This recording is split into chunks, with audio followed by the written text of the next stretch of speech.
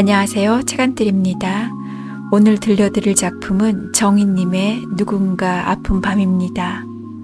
이 작품은 요양보호사와 수급자와의 관계를 그린 작품으로 보호사인 나 역시 내일에는 자신이 돌보는 수급자처럼 될 것이라는 자각을 실감나게 보여주고 있습니다. 그럼 작품 속으로 들어가 보도록 하시겠습니다. 편안한 시간 되세요. 누군가 아픈 밤. 정인. 폰의 벨이 울린 것은 새벽잠이 털핏 든 순간이었다. 아마 끊어질까 했지만 벨은 계속 울렸다. 할 수 없이 전화를 받자 느닷없이 고통에 찬 신음소리가 들려왔다. 아, 또!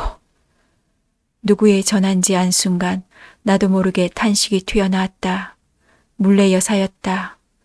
몇 달 전에도 그녀는 자다가 침대 아래로 떨어졌다. 그때는 타박상 정도였는데 이번엔 예사롭지 않았다.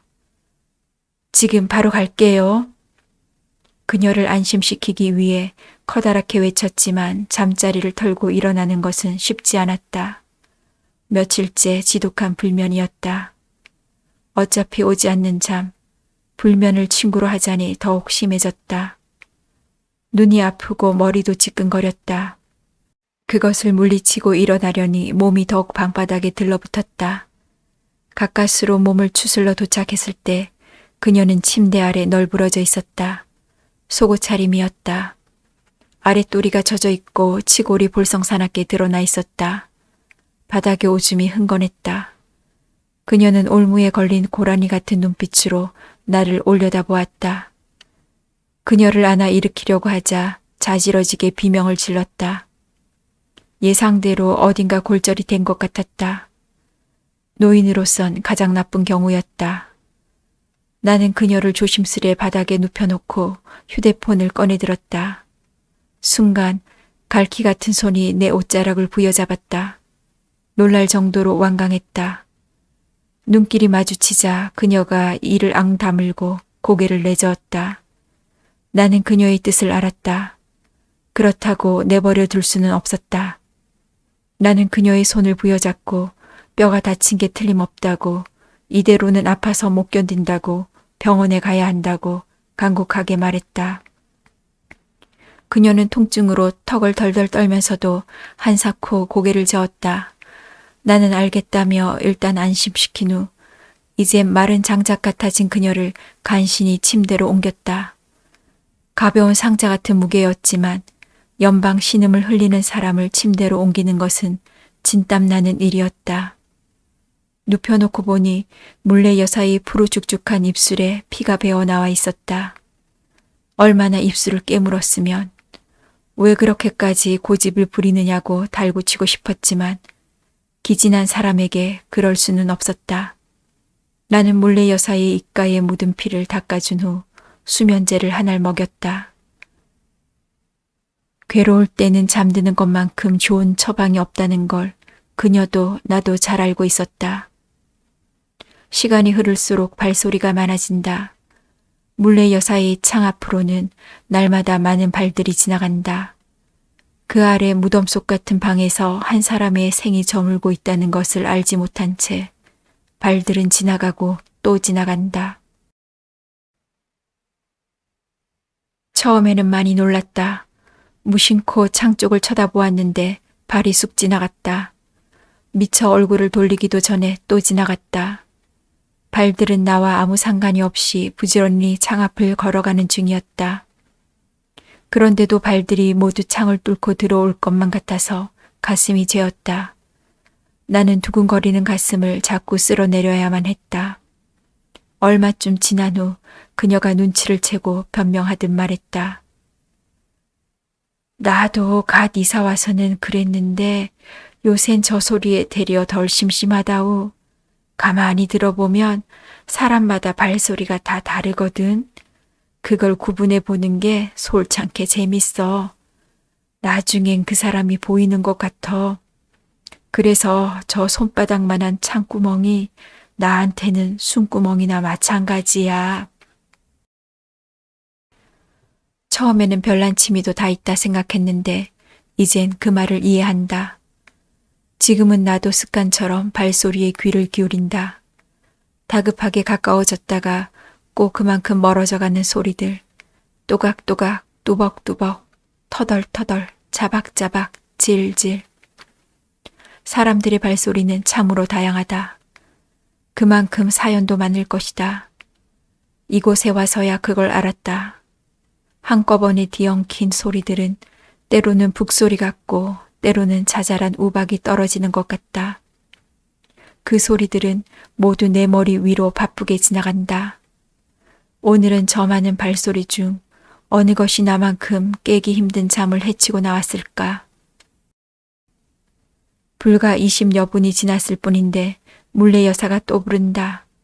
나는 그릇을 부시던 손을 얼른 앞치마에 닫고 그녀에게로 다가간다. 물 좀. 목에 칼침이라도 꽂힌 듯 간신히 흘러나오는 소리다. 얼마 전 감기를 앓은 후부터 가래 끓는 소리가 심해진 그녀의 말소리는 탁하고 더없이 애원조다.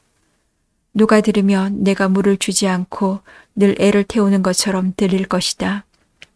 사람들은 보고 싶은 대로 보고 듣고 싶은 대로 듣는다. 보고 싶은 만큼 보고 듣고 싶은 만큼 듣기도 한다. 엄마의 죽음 앞에서 나는 그것을 깨달았다. 걸핏하면 곧 죽을 것 같다고 칭얼대던 엄마가 세상을 떠났다는 소식을 들었을 때 나는 제주도에 있었다. 1년에 한 번씩 국내 여행을 함께하는 여고 동창들과 떠난 참이었고 도착한 날 밤이었다. 소식을 듣는 순간 발이 바닥에서 떨어지지 않았다. 엄마는 요양병원에 들어간 뒤부터 걸핏하면 죽겠다고 엄포를 놓았다. 처음에는 놀라서 허둥지둥 달려갔는데 가보면 언제나 멀쩡했다. 식사도 잘하고 친구도 사귀어 잘 지내고 있었다. 그러면서도 날 보면 곧 죽을 것 같은 신용을 하곤 했다. 여기 사람 있을 때가 못 된다. 간호사들이 얼마나 못됐게 군다고. 여기 사람들은 다 등신들이어서 아무도 그런 걸 몰라. 나 여기 계속 두면 너 일찍 송장 친다. 그럼 넌 천하의 몹쓸 년이 되는 거고. 엄마는 숫제에 협박을 했다. 그때마다 더없이 엄마가 낯설었다. 눈을 희번덕거리고 입을 비죽이며 말하는 엄마를 전에는 본 적이 없었다. 엄마의 불평은 집요했다. 할 수 없이 퇴원을 시켜놓으면 끼니를 거르기 예사고 제대로 씻지도 않고 집안은 난장판이 되었다. 그래서 몇 번 입퇴원을 반복하다 보니 나중엔 곧 죽을 것 같다는 말이 배고프다는 말처럼 예사롭게 들렸다. 그렇게 2년 가까이 지나자 차츰 무신경해졌다. 엄마가 숨이 넘어가는 소리로 전화를 해도 바로 달려가지 않는 날이 늘어났다. 그래서 여행을 떠나기 전날 밤 엄마의 전화를 받았을 때는 모처럼 미안하다는 생각이 들어서 여행에서 돌아오면 바로 가봐야지 하는 생각도 했다. 그날 엄마는 도대체 전화를 끊지 않았다. 늘 하던 푸념을 다른 날보다 더욱 길게 늘어놓으면서 날 좀 데려가 달라고 부득부득 졸랐다.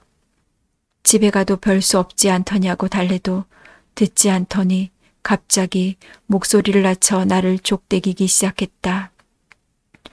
너 내 집 팔아먹었지? 죄 지은 거 없으면 나한테 이럴 리가 없잖아.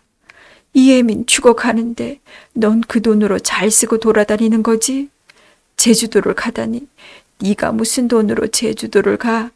분명 네 년이 나 모르게 집을 팔아먹은 거야. 너무나 어처구니 없는 말이었다. 와락뼈성이 솟구쳤다. 나는 있는 대로 소리를 질렀다. 엄마, 억지 소리 좀 그만해요. 엄마 집을 내가 왜 팔아먹어? 그리고 제발 죽겠다는 소리도 좀 그만해요. 죽을 거면 벌써 죽었지. 여태 살아있잖아요. 뭘 자꾸 죽겠다 소리야. 아우 지겨워 정말. 내가 죽겠으니 제발 좀 그만해요. 좀. 내가 악다구니를 하며 달려들자 엄마는 다른 때와 달리 금세 불이 죽었다. 그러게 말이다. 나도 내가 왜 이런지 모르겠다. 내 머릿속에 꼭 다른 사람이 하나 들어앉아 있는 것 같아. 안 그러고 싶은데 누가 자꾸 그런다. 그러니 죽을 것 같지. 그리고 엄마는 내가 대꾸할 새도 없이 전화를 끊어버렸다. 갑자기 맥이 풀렸다. 평소에는 야무지고 따뜻한 성품에 사려가 깊어서 누구나 호감을 갖던 엄마였는데 그렇게 변해버린 것이 슬펐다. 치매가 서서히 진행되고 있다는 사실을 깜빡 잊고 엄마를 몰아붙인 내가 한심하기도 했다. 엄마에게 그 병은 너무 심술궂었고 우리에겐 잔인했다. 나는 낯선 폭군에게 잘 적응하지 못했다. 그래서 번번이 당황했고 자주 인내심을 잃었다. 전화를 끊고는 곧 후회가 되어 다시 엄마에게 전화를 걸었지만 받지 않았다. 가볼까 했지만 또 같은 넋두리를 듣느라 금세 일어서지 못할 걸 생각하니 지레 피곤했다. 다음 날엔 제주행 첫 비행기를 타야만 했다. 나는 그것을 핑계 삼아 마음을 주저앉히고 일단 다녀와서 보자고 오늘은 모른 척 하자고 눈을 질끈 감았다. 다음 날 아침 엄마는 침상에서 차갑게 식은 채 발견되었다. 심근경색이었다. 갑자기 말문을 닫고 창백해진 나를 친구들은 의아해했다. 도저히 말이 나오지 않았다. 감정이 굳어버린 듯 눈물도 한 방울 나오지 않았다. 너무나 이기적이었던 내가 참담할 만큼 싫었고 그만큼 죄책감도 깊었다. 당일 항공권은 구할 수가 없었다. 이튿날 첫 비행기를 예약하고 뜬 눈으로 꼬박 밤을 새운 후에야 내가 먼저 갈 수밖에 없는 이유를 말했다. 동창들은 생각보다 훨씬 더 놀랐다. 생각지도 않게 여행을 중지하고 함께 가자는 쪽과 그래도 남은 일정은 맞춰야 한다는 쪽으로 나뉘었다. 다행히 나만 떠나고 여행은 계속되었다. 그 후 그들은 내가 엄마의 죽음을 하룻밤이나 알리지 않고 지냈다는 것, 눈물 한 방울 흘리지 않았다는 것을 두고 별의별 말을 다 했다. 얘기가 돌고 돌아 내게 왔을 때는 엄마와 나 사이에 있지도 않았던 일들이 있었던 것처럼 꾸며져 있었다. 내가 엄마와 싸운 뒤 차라리 죽어버리라 하고 떠났다는 말을 들었을 때는 머리끝이 쭈뼛했다. 그 후 나는 가까운 사람들의 웃는 얼굴을 그대로 믿을 수가 없었다. 또 물을 찾는 물레 여사의 입에 스토르를 다시 물려준다. 그녀를 보고 있으면 사람은 아기로 태어나 아기의 모습으로 가는 게 아닌가 싶다. 종일 침상에 누워있는 그녀가 스스로 할 수 있는 일은 아무것도 없다. 서서히 줄어들기 시작한 그녀의 기력은 두어 달 전부터 부쩍 약해져서 도움 없이는 움직이지 못한다. 이젠 허리까지 다쳤다. 아마도 회복하기 어려울 것이다. 그렇다고 내 맘대로 병원에 갈 수도 없다. 그녀는 입버릇처럼 무슨 일이 생기면 절대 병원에는 가지 말아달라고 신신당부했다. 병원은 사람을 서서히 죽이는 데야. 이만큼이나 살았는데 무슨 미련으로 병원 신세를 지겠노. 그냥 내버려둬. 그게 그동안 우리가 알고 지낸 정이라 생각하고. 물레 여사의 목소리가 들리는 듯 했다. 그래도 이대로 두기에는 너무 고통스럽지 않은가. 나는 합축한 입을 오물거리며 힘겹게 물을 빨아먹고 있는 그녀를 물끄러미 내려다보았다. 대여섯 살 때까지 이름도 없이 살다가 호구조사를 한다는 풍문에 물레방아를 보고 급하게 지었다는 이름 물레. 자식이 셋 있다고 했지만 1년 내내 아무도 찾아온 적이 없는 노인. 그녀를 보고 있으며 문득 진저리가 났다. 엄마처럼 그녀처럼 원한 적도 없이 끝내 닿고야 말 생의 항온역해서 나는 어떤 모습을 하고 있을지 생각할 때마다 꼭디가 서늘해졌다.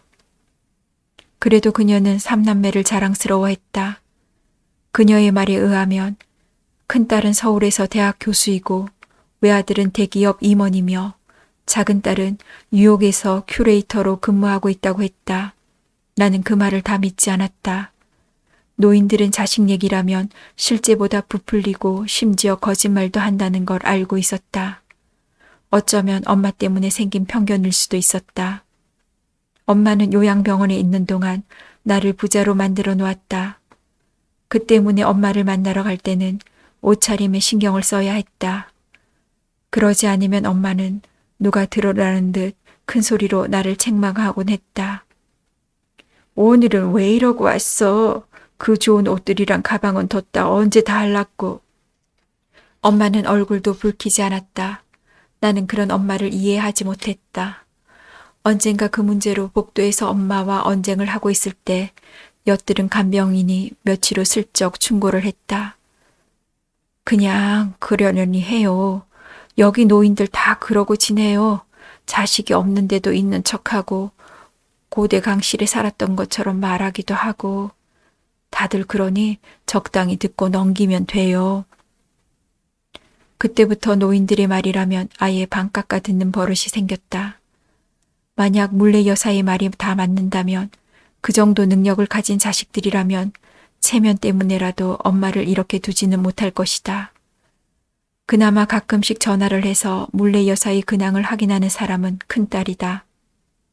모녀 간의 다정한 대화도 없이 서로 안부만 묻고 끊어지는 통화를 엿들으면서 예전의 나를 떠올렸다. 나도 엄마에게 살갑지 못한 딸이었다. 나이 들어갈수록 아이처럼 보채며 나를 힘들게 만드는 엄마가 싫었다. 내가 아무리 나이 들어도 엄마는 변함없이 엄마다워야 했다. 어떤 상황 앞에서도 자식을 먼저 생각하는 엄마, 생각이 깊고 한없이 마음이 따뜻한 엄마, 가진 걸 다 주고 싶어하는 헌신적인 엄마. 그런 엄마를 원했다. 그런데 엄마는 예전 같지 않았다. 그렇지 못한 엄마를 언제부턴가 나는 성가셔하고 있었다. 그토록 나는 이기적인 인간이었다. 그런데 그런 나를 스스로 알아챌 새도 없이 엄마는 황황히 떠나버렸다.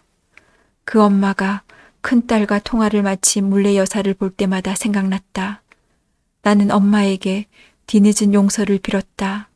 마치 폰 속에 딸의 얼굴이 있기라도 한 듯 물끄러미 들여다보고 있는 물레 여사의 앙상한 뒷모습을 보면서 내가 물레 여사를 떠나지 못하는 것은 아마 그 때문일 것이다. 그녀가 물을 다 먹었는지 고개를 돌린다. 나는 물병을 받아들고 물레 여사의 이마에 늘어진 흰 머리카락을 쓸어 넘겨주었다. 그 손길에도 통증을 느끼는지 그녀의 바싹 마른 입이 딱 벌어졌다 다물어진다. 나는 물레 여사의 깡마른 손을 잡고 다시 한번 말했다. 여사님, 이대로는 아파서 못 견딥니다. 지금이라도 병원에 가요. 네? 가실 때 가더라도 좀 편히 가셔야죠. 라는 말은 삼켰다. 물레 여사는 겨우 눈꺼풀을 밀어 올렸지만 고개를 저었다. 정기라곤 없는 눈길이 애처롭기 그지없었다. 아무래도 큰딸에게 전화를 해야 할 것 같았다. 노인네 거동 불편하다고 함부로 하시면 안 돼요. 1년 전 처음 물레 여사를 만났을 때 통화를 한 그녀의 큰딸은 명령하듯 말했다. 서울에 살고 너무 바빠서 내려올 시간이 없다고 했다. 그때 함부로라는 표현은 절대 함부로 할 것이 아니라는 생각을 했다. 와락 기분이 나빠져서 그만 가버리고 싶어진 것이다. 그걸 눈치챈 물레 여사가 내 어깨에 가만히 손을 얹더니 달래는 듯 눈을 몇 번 끔뻑였다. 마음 상하지 말라고, 제발 참아달라고 애원하는 것 같은 눈길이었다. 간잔지러한 눈가에 깊이 잡힌 주름이 안쓰러우면서도 정겨웠다. 그 바람에 나는 여자에게 알겠다고 염려 마시라고 대답하고 말았다. 물레 여사와의 첫 대면은 인상적이었다. 그녀의 집은 4층 건물의 반지하에 숨은 듯이 자리 잡고 있었다. 그런데 살면서도 할머니가 좀 달라 별나기도 하고 호칭을 여사라 부르란 것도 그렇잖아. 그런 주제로 살면서 여사가 뭐야 여사가. 서로 잘 맞으면 괜찮을 것 같기도 한데 난 도저히 못 맞추겠더라. 가보면 알 거야. 사무실 문을 나서려는데 이틀 전까지 물레 여사를 돌봤던 장 선생이 말했다. 격려인지 우려인지 알 수 없는 말이었다. 그 전날 센터장은 물레 여사와 한참 실랑이를 벌였다. 경력 7년 차인 장 선생마저 더는 못하겠다고 손을 든 때문이었다. 너무 꽤 까다로워요. 장 선생이 한마디에 센터장은 한숨을 깊이 쉬었다. 그동안 짧으면 일주일, 길어봤자 한 달 만에 그만둔 사람이 한둘이 아니었다. 장 선생은 그나마 2달은 견딘 베테랑이었다. 센터장은 좀채 전화를 끊지 않는 물레 여사에게 사정하듯 말했다. 저도 빨리 보내드리고 싶지만 갈 사람이 없어요. 좀 기다리시든가 다른 센터를 알아보든가 하세요. 한 사람의 수급자가 아쉬운 센터장도 이젠 포기하는 듯 했다. 물레 여사는 전화를 끊지 않았다. 당장 보내라고 호통을 쳤다가 다시 사정하는 소리가 내게까지 들렸다. 그때 센터장과 눈이 마주쳤다. 아마도 센터장은 될 대로 되라는 심정으로 왕초보인 나를 생각했을 것이다. 전화를 끊고 돌아서더니 내게 의사를 물었다. 잠시 망설이다가 나는 고개를 끄덕이고 말았다. 아무도 돌보려 하지 않는 그녀가 가여웠고 대체 어떤 노인인지 호기심도 생긴 탓이었다. 물레 여사는 내게 2번째 수급자였다. 첫 번째는 2달 만에 그만두었다. 치매 증세가 있는 노인이 나를 자꾸 도둑으로 몰아 하루도 편할 날이 없었다. 그 가족들은 날 믿는다고 했지만 날마다 모욕을 견디며 지낼 수는 없었다. 비록 요양보호사가 나처럼 특별한 능력이 없는 사람이 할 수 있는 직업이긴 해도 모욕을 견뎌가며 할 만큼의 직업정신이 내게는 없었다. 퇴직 후 대리기사를 하는 남편을 돕고 싶어 시작한 일인데 생각보다 감정노동이 심해서 계속 할까 말까 갈등이 떠나지 않았다. 나는 폰의 지도가 가리키는 대로 몇 줌 정도의 빛이 새어드는 계단을 조심조심 내려갔다. 계단 끝에 이르자 그 빛마저 사라져 갑자기 컴컴해졌다. 놀라서 두리번거리는데 뒤늦게 센서등이 켜졌다. 눈앞에 2개의 문이 나란히 나타났다. 주소를 보니 오른쪽이 그녀의 집이었다. 2번째 수급자는 부디 나와 잘 맞기를 바라며 벨을 눌렀다. 즉각 대답 소리가 들려왔다. 새 요양보호사를 보낸다는 말에 벨이 울리기만 기다린 것 같았다. 그러나 문이 열리기까지는 한참 걸렸다. 이윽고 문이 열렸다. 순간 나는 집을 잘못 찾아왔나 싶어 당황스러웠다. 눈앞에 나타난 사람은 내가 상상했던 허리가 구부정하고 주름투성이의 심술궂은 얼굴을 한 노인이 아니었다. 스카이블루의 샤넬풍 투피스에 새하얀 머리카락을 단정하게 빗어넘기고 10개 화장을 해서 기품마저 느껴지는 모습을 한 노인이었다. 언제적 옷인지 품이 커서 겉돌긴 해도 옷을 입은 맵시가 한때는 그녀가 꽤 멋쟁이였을 거란 생각이 들게 했다. 좁은 깃에 꽂은 양귀비꽃 브로치와 처진 깃볼에 앙증맞게 매달린 작은 진주 귀걸이도 그랬다. 그녀가 짚고선 꽃무늬 프린트의 지팡이도 그녀의 보행을 돕기 위한 것이라기보다 패션을 완성하기 위한 소품 같았다. 나는 뜨악한 눈길을 감추지 못하고 물었다. 이물레 여사님이세요? 그녀가 웃으며 고개를 끄덕였다. 어서 들어오. 아무도 안 올까봐 걱정했는데 고맙수. 내 오늘은 잘 보일랍고 이 옷까지 꺼내 입어봤다우. 그녀가 자잘하게 주름이 잡힌 작은 입술을 오므려 웃으며 말했다. 나이답지 않게 애교스러운 말투였다. 처음 뵙겠습니다. 하선미입니다. 나는 허리를 깊이 숙였다. 그리고는 이렇게 멋진 모습으로 맞아주시니 제가 손님으로 온 것 같다고 느낀 대로 말했다. 그녀가 하하하 큰 소리로 웃었다. 이가 듬성듬성한 입속이 환하게 드러나도록 웃는 모습이 천진해 보였다. 나도 따라 웃었다. 기분 좋은 만남이었다. 첫 인사를 나눈 그녀가 지팡이를 벽에 기대 놓더니 보행기의 의지에 안쪽으로 걸음을 옮겼다. 보기와 달리 걸음이 몹시 허찡거렸다. 87, 그럴 만도 한 나이였다. 그런 사람이 성장을 하고 요양보호사를 맡다니 장 선생 말 맞다나 좀 유별난 사람이었다. 그녀는 퍽 아슬아슬한 걸음으로 주방을 거쳐 방으로 들어갔다. 크지도 작지도 않은 방이었다. 여느 노인들 방 같지 않게 구질구질한 가재도구가 일절없었다. 그녀는 내게 의지해 살집이라곤 없는 엉덩이를 힘겹게 침대에 내려놓더니 숨이 가쁜지 한숨을 길게 내쉬었다. 아이고 힘들어. 아침부터 너무 진을 뺐나 보네. 늙은이가 이렇게 남의 수발 받을 때까지 사는 건 재앙이야. 그래도 목숨이 붙어 있으니 어쩌겠나. 앞으로 좀 잘 도와줘요. 무엇보다 청소를 신경 써줘. 꼴도 이런데 집까지 추접하면 누가 발을 들여놓고 싶겠나. 자식들은 특히 더 그래. 나이 들면 제일 잘 보이고 싶은 게 자식이거든. 목욕도 외출도 인제 혼자서는 못하니까 좀 도와주고 반찬도 두어 가지 만들어주고.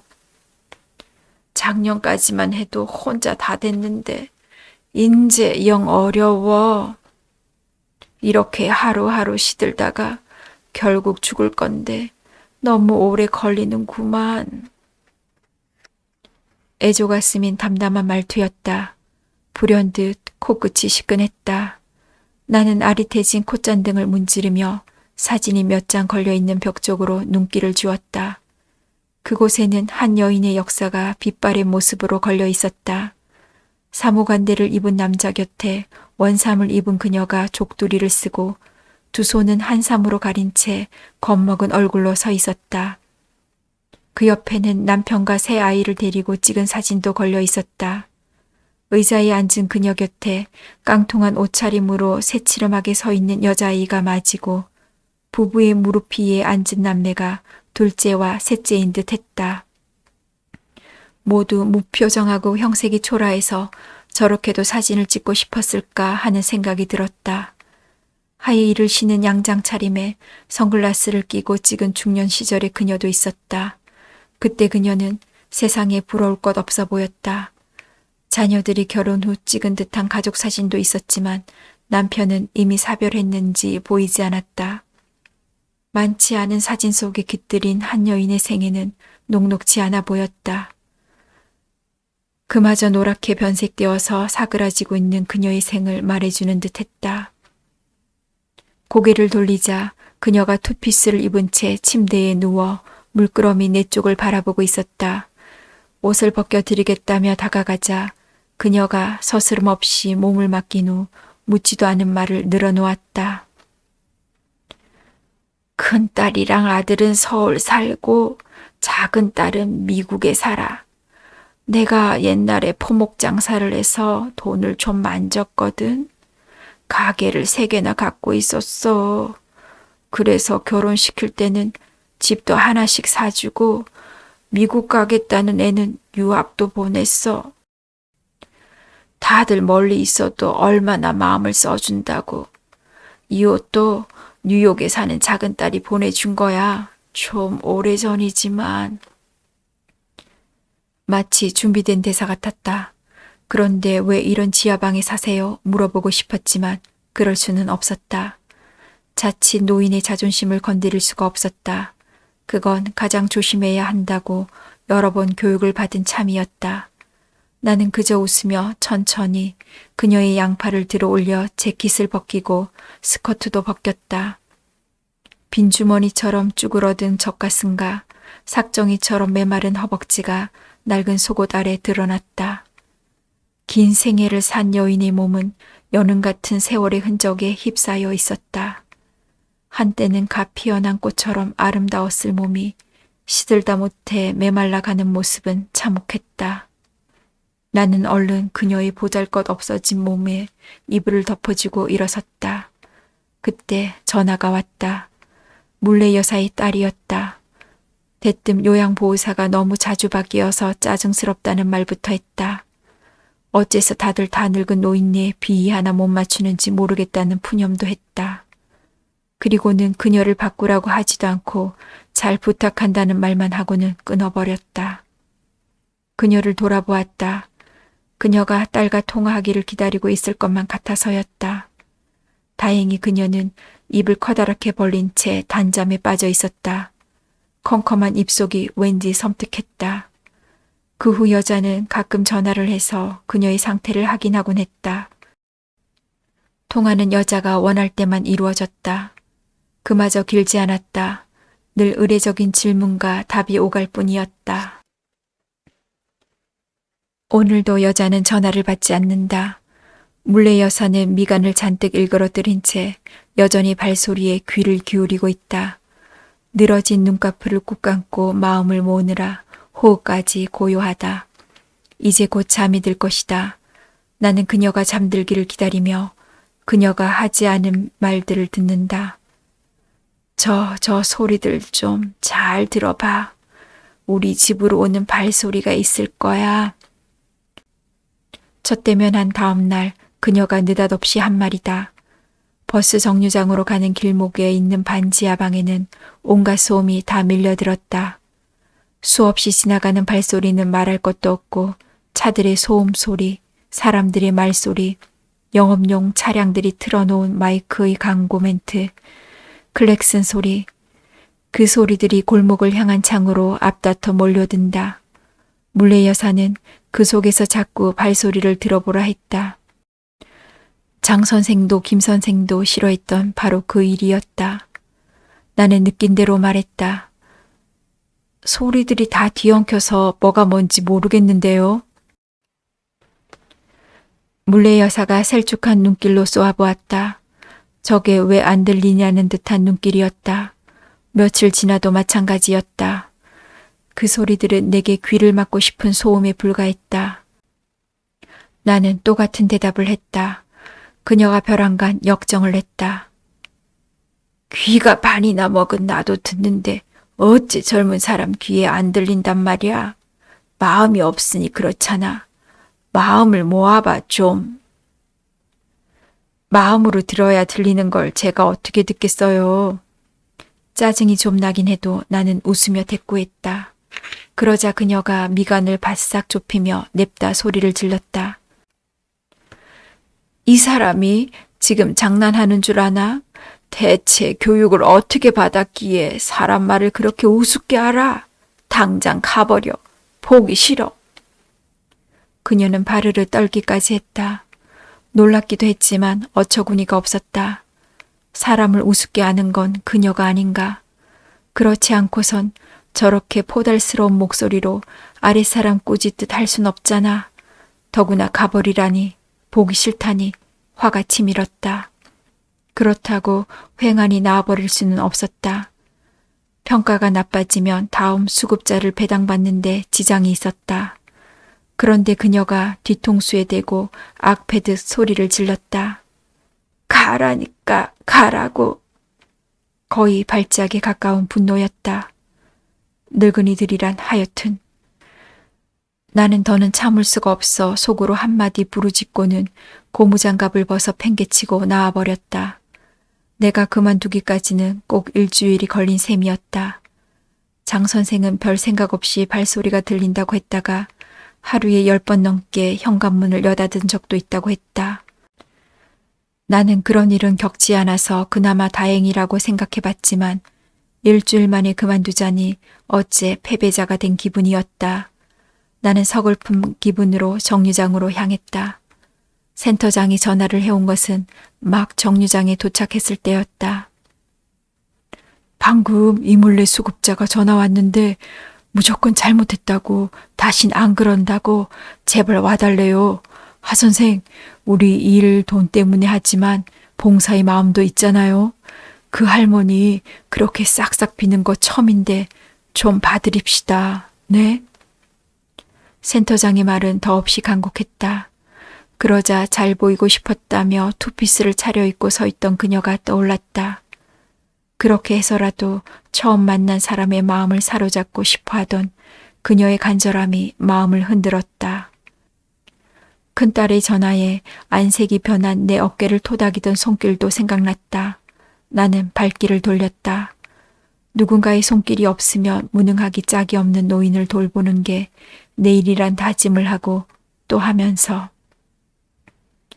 집으로 들어서자 그녀가 초조한 낯빛으로 기다리고 있다가 반색하며 손을 부여잡았다. 하 선생, 아까 미안했어. 내가 불뚝 성질이 좀 있어.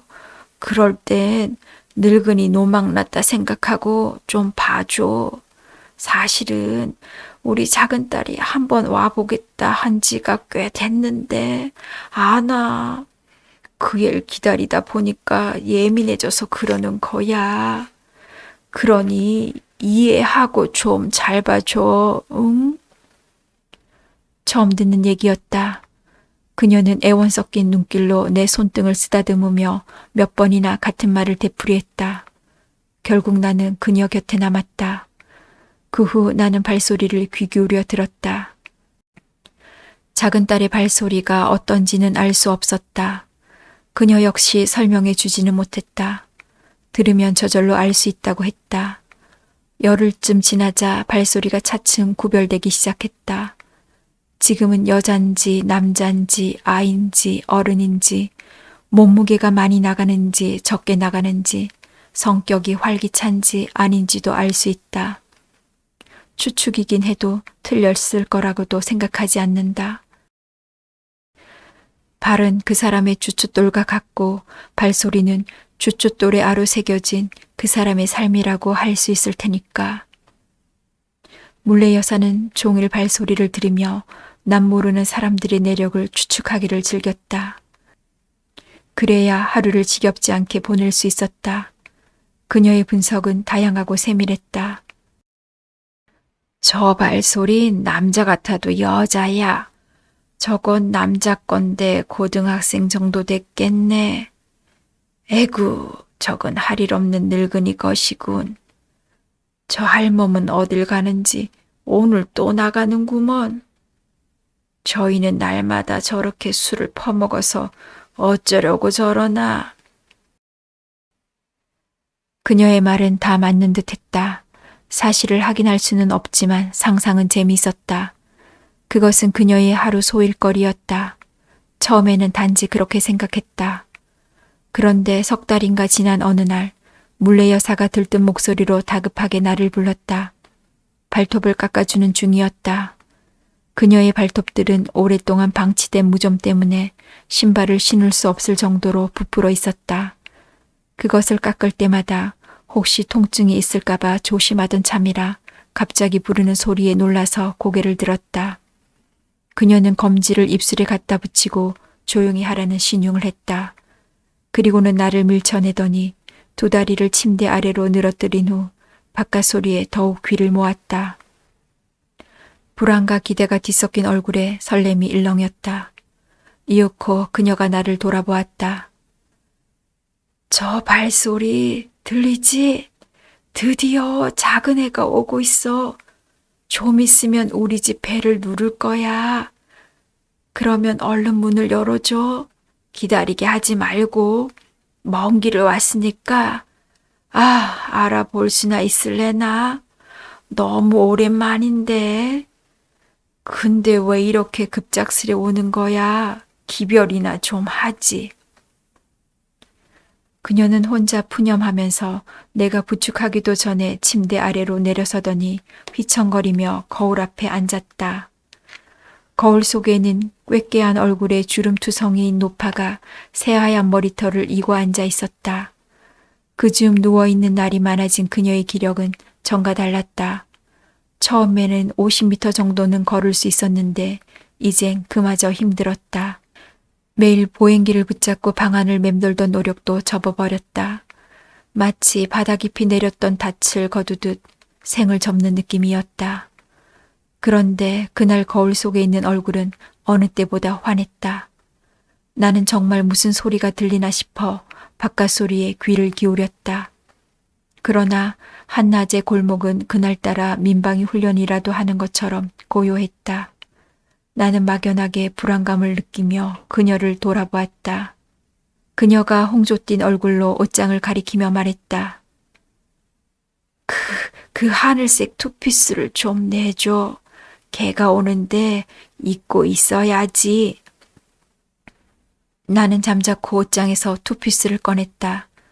그녀는 긴장한 눈길을 현관문에 둔 채 거칠한 입술에 립스틱을 바르고 저승꽃이 피어 얼룩덜룩한 얼굴에 서둘러 파운데이션을 펴발랐다. 그녀가 거울 속에서 웃는 얼굴로 내게 물었다.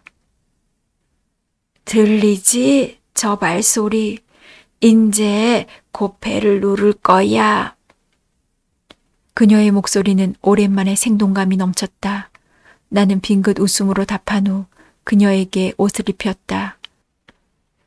그녀는 힘겹게 팔과 다리를 들었다 내렸다 하면서도 연신 벙글거렸다. 옷을 다 입은 후 그녀는 소중한 것을 만지는 듯 조심스러운 손길로 옷자락을 자꾸 매만지며 초조하게 문을 바라보았다. 화장대 앞 시계의 초침 소리가 유난히 크게 들렸다. 마음이 조마조마했다.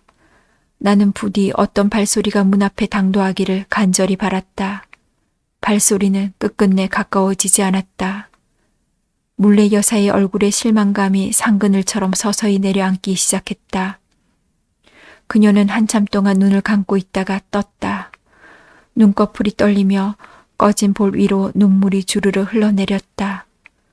그래도 미련을 버리지 못한 그녀가 안간 힘을 쓰며 말했다. 하 선생, 문 좀 열어봐. 분명히 그의 발소리가 났어. 나는 아주 천천히 현관으로 나가 문을 열었다. 다른 때 같으면 꾸물거린다고 성화를 댈 그녀의 겁먹은 눈길이 잠자코 나를 따라왔다. 문을 열자 반지하의 습기찬 냉기가 퀴퀴한 곰팡이 냄새에 뒤섞여 물씬 밀려들었다. 그녀는 빗조각이 희미하게 기어든 현관 앞을 뚫어지게 쏘아보았다. 마치 발소리의 자취라도 찾겠다는 듯이. 마침내 고개를 돌린 그녀가 침대 위로 올라가더니 벽 쪽으로 돌아 누웠다. 병든 어린 짐승처럼 무기력해 보이는 그녀의 어깨 축지가 들썩이기 시작했다. 울음소리는 점점 높아졌다. 몸속의 피를 다 쏟아내는 듯 고통스러운 울음소리를 듣는 시간은 내게 고역이었다. 그 후에도 그녀는 종종 문 밖의 소리를 들어보라고 성화를 대고 문 쪽으로 눈길을 준 채 하염없이 앉아있기도 했다. 그러다 결국 아무도 오지 않는다는 것을 문득 깨닫고는 같은 말을 변명처럼 되풀이했다. 그래, 기별 없이 올 애가 아니야. 멀리 있으니까 이렇게 보기가 힘드는구만. 그런데 이렇게 연락을 안 할 애가 아닌데 인제 내가 가진 게 없어서일까? 요샌 돈이 자식이랑 이어주는 동아줄이라던데 난 너무 일찍 손을 털어버렸어. 애들 뒷바라지 다 하고 나니까 겨우 이 방 한 칸이 남았는데 애들이 어지간히 창피해했어. 그래도 사람이 형편껏 살아야지. 안 그래? 이젠 딸년도 아들놈도 통 오질 않아. 그나마 날 챙겨주는 건 뉴욕에 사는 작은 딸인데 걔도 이젠 동아줄이 끊어져 버린 거야. 동아줄이. 그럴 때 그녀의 얼굴은 깊은 산골의 폐가처럼 쓸쓸했다. 그 일은 며칠에 한 번씩 되풀이되었다. 나는 그런 그녀를 볼 때마다 혼자 돌아가신 엄마를 떠올렸다. 엄마는 내게 아프다고 투정을 할 때마다 요양병원에서 하루하루 쌓여가는 생에 대해 통증을 느꼈는지도 모른다. 세상의 모든 아픔은 그렇게 홀로 깊어갈 것이다. 나는 겪지 않아 알 수 없었던 그 고통이 그녀를 보고 있으면 엎질러진 커피 자국처럼 진하게 내 마음을 물들였고 엄마에게 미안한 마음도 꼭 그만큼 깊어졌다. 물레 여사는 이를 악물고 신음을 삼키며 물기가 축축한 눈으로 나를 지그시 바라본다. 나는 그 눈길의 의미를 안다. 그러나 나는 말없이 식은땀이 차있는 그녀의 손을 꼭 쥐어줄 뿐이다. 하 선생. 그녀가 내 손 안에서 무기력한 손을 꼼지락거리며 또 부른다. 나는 모른 척 처음 만났을 때의 그녀를 생각한다. 스카이블루의 투피스를 입고 화사하게 화장을 했던 모습, 아이처럼 천진하게 웃던 모습, 이제 그 순간은 다시 오지 않을 것이다. 그녀는 나를 더 부르지 않고 미간을 잔뜩 찌푸린 채 눈을 감아버린다.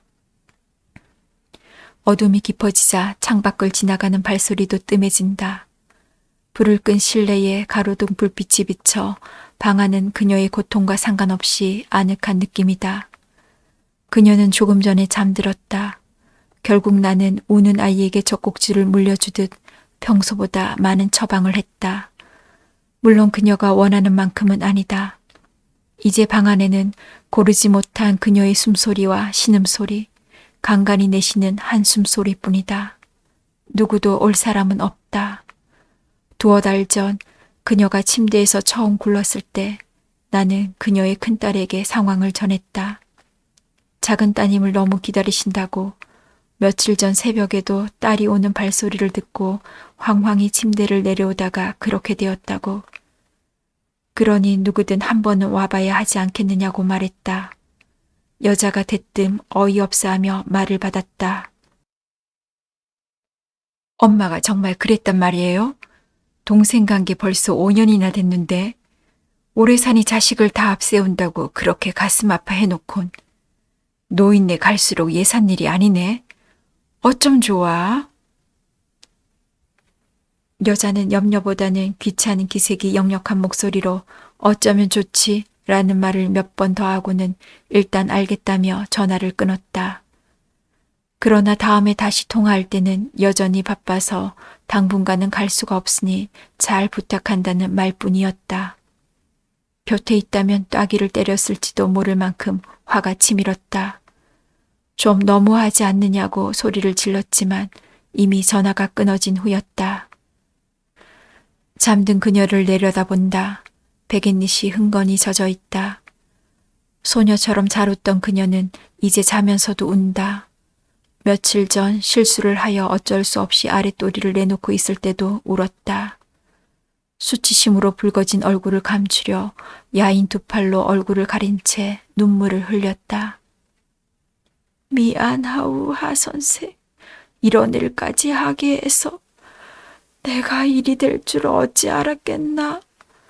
포목장 살 때는 누구보다 건강하고 멋쟁이란 소리도 들었는데 아랫도리를 내놓고 이리 누워있게 될 줄 정말 몰랐다네. 나 더 못쓰게 되거들랑 그냥 버려둬. 그러면 늙은이 목숨은 서서히 끊어지게 돼 있어. 그게 날 도와주는 거야. 진심이야.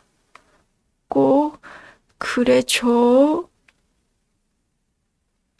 허우룩하던 그녀의 말소리가 귀에 쟁쟁하다.